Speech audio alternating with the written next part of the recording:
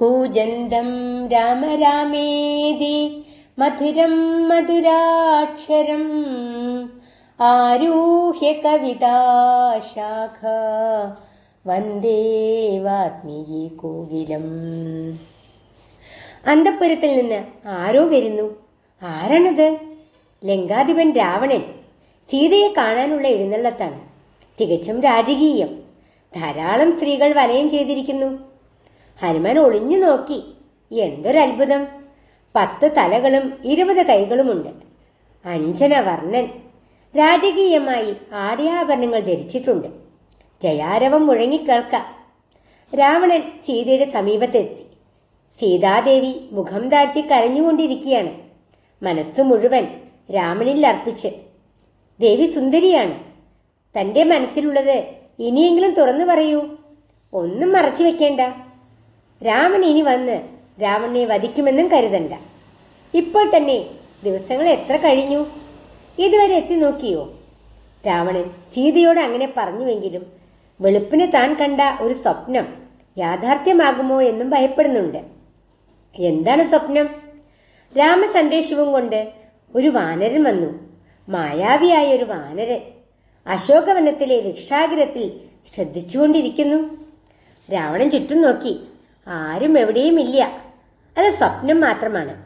ഇനി തന്റെ ശ്രദ്ധയിൽപ്പെടാതെ എവിടെയെങ്കിലും ഒളിച്ചിരിപ്പുണ്ടോ? ഉണ്ടെങ്കിൽ അവൻ സീതയോട് താൻ പറയുന്നതൊക്കെ കേൾക്കട്ടെ. അത് രാമൻ അറിയുമല്ലോ. രാവണൻ സംസാരം തുടർന്നു. രാമൻ കാടന്മാരുടെ ഇടയിൽ കഴിയുകയാണ്. ചിലപ്പോൾ വന്നേക്കാം, കണ്ടേക്കാം. നീ ഇഷ്ടപ്പെടുന്നുണ്ടെങ്കിലും നിന്നെ അവന് താല്പര്യമില്ല. രാമന്റെ ഹൃദയത്തിൽ നിനക്ക് സ്ഥാനമില്ല. നിന്റെ മഹിമ അവൻ അറിയുന്നുണ്ടെങ്കിൽ നിനക്ക് ഈ ഗതി വരുമോ? രാമനെ കുറിച്ചുള്ള ദുരപവാദം കേട്ട് സീത തളർന്നു. രാവണൻ സംസാരം നിർത്തുന്നില്ല. സീതയോട് തുറന്നു ചോദിക്കാൻ തന്നെ വന്നിരിക്കുകയാണ്. സീത രാവണനെ സ്വീകരിക്കുകയാണെങ്കിൽ 3 ലോകത്തുള്ളവരുടെയും സ്വാമിനിയായി തീരും. രാവണൻ എല്ലാവരുടെയും നാഥനാണ്. ദേവകൾ പോലും പേടിക്കുന്നു. അതുകൊണ്ട് സീതയെ ഭാര്യയാക്കണമെന്നാണ് രാവണന്റെ ആഗ്രഹം. രാവണന്റെ പ്രണയാഭ്യർത്ഥന. രാവണന്റെ ദുരാഗ്രഹങ്ങൾ കേട്ട് സീത അമർഷത്തോടെ അടുത്തു നിന്ന ഒരു പുൽക്കൊടി പൊട്ടിച്ച് മുമ്പിലിട്ടു. ലോകാധിപനായ രാവണൻ തന്റെ ദൃഷ്ടിയിൽ പുല്ലാണെന്ന അർത്ഥത്തിൽ. മോഷ്ടിക്കുന്നവൻ വീരനോ ധീരനോ? പറയൂ. രാമനെ പേടിച്ചിട്ടല്ലേ ഭിക്ഷുവേഷം കെട്ടിയത്? പട്ടി യാഗശാലയിൽ നിന്ന് ഹവിസ് കട്ടുകൊണ്ടുപോകുന്നത് പോലെ തന്നെ അപഹരിച്ചു കൊണ്ടുവന്നത്? രാമനെ അറിയാൻ പോകുന്നേയുള്ളൂ. രാമൻ അമാനുഷ്യനാണ്. രാമബാണമേറ്റ് ശരീരം നുറുങ്ങുമ്പോൾ മാത്രമേ രാമനെ അറിയൂ. എല്ലാ ദുഷ്കർമ്മങ്ങളുടെയും ഫലം അനുഭവിക്കും. സമുദ്രം കടന്ന് രാമനെത്തും. രാഷ്ട്രാദമാ, നിന്നെയും നിന്റെ വംശത്തെയും വകവരുത്തും. ലങ്ക ചുട്ടുകരിക്കും. അഹന്ത കൊണ്ട് ഞെളിയരുത്. ദിവസങ്ങൾ എണ്ണപ്പെട്ടു കഴിഞ്ഞു. സീതയുടെ വാക്ശരങ്ങൾ രാവണനെ കോപാകുലനാക്കി. വാളെടുത്ത് സീതയെ വെട്ടാൻ പാഞ്ഞെടുത്തു. രാവണപത്നി മണ്ഡോദരി രാവണന്റെ കൈക്ക് കടന്നു പിടിച്ചു. ദുഃഖിതയും അനാദിയുമായ ഒരു സ്ത്രീയെ കൊല്ലരുത്. അന്തഃപുരത്തിൽ എത്രയോ സുന്ദരിമാരുണ്ട്. അവരൊക്കെ അങ്ങയെ സ്നേഹത്തോടെ വരിക്കുന്നില്ലേ? പിന്മാറൂ. രോഷം കൊണ്ട രാവണൻ മണ്ഡോദരിയുടെ നിർബന്ധത്തിന് വഴങ്ങി വാൾ ഉറയിൽ തന്നെ ഇട്ടു. വികൃതമുഖികളായ രാക്ഷസികളോട് രാവണൻ കൽപ്പിച്ചു, സീതയെ വശത്താക്കണം. അതിന് ഏതു മാർഗവുമാകാം. ഭീഷണിയാകാം, പ്രലോഭനമാകാം, ഉപദേശമാകാം. 2 മാസം ഇട നൽകുന്നു. അവൾ തനിക്ക് വശത്തായാൽ സുഖിച്ച് രാജ്യം അനുഭവിക്കും.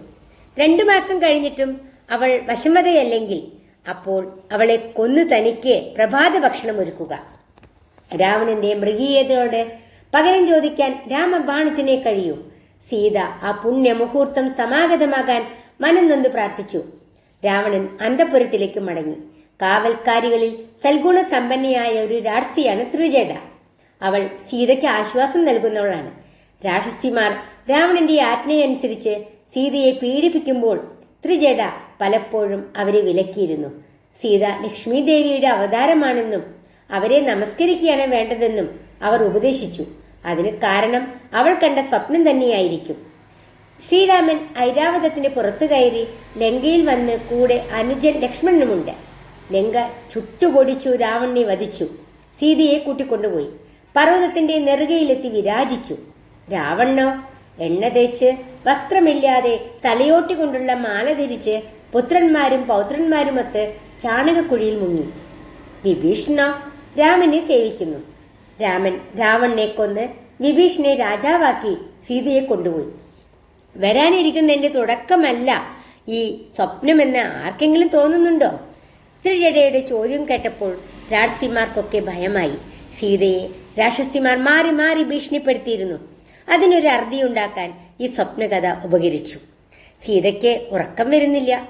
രാവണന്റെ ഭീഷണിയും രാക്ഷസിമാരുടെ പീഡനവും മനസ്സിന്റെ സമനില തെറ്റിച്ചു. ചിലപ്പോൾ കരയും, ഏകാന്തത ഇഷ്ടപ്പെടും, രാമമന്ത്രം ഉരുവിടും. അസ്വസ്ഥത വർദ്ധിക്കുമ്പോൾ ജീവിതത്തിന് അർത്ഥമില്ലെന്നും മരിക്കണമെന്നും തോന്നും. മരിക്കാനുള്ള വഴികൾ ആലോചിക്കുമ്പോൾ മായാബന്ധനങ്ങൾക്ക് അടിമപ്പെടും. മരിക്കണോ ജീവിക്കണോ? സീതയുടെ മനസ്സ് നീറിപ്പുകയുന്നു. മനസ്സിന് സ്വസ്ഥത കിട്ടാൻ എന്ത് വേണം? രാമ രാമ രാമ രാമമന്ത്രം ഉരുവിട്ടിരുന്നു.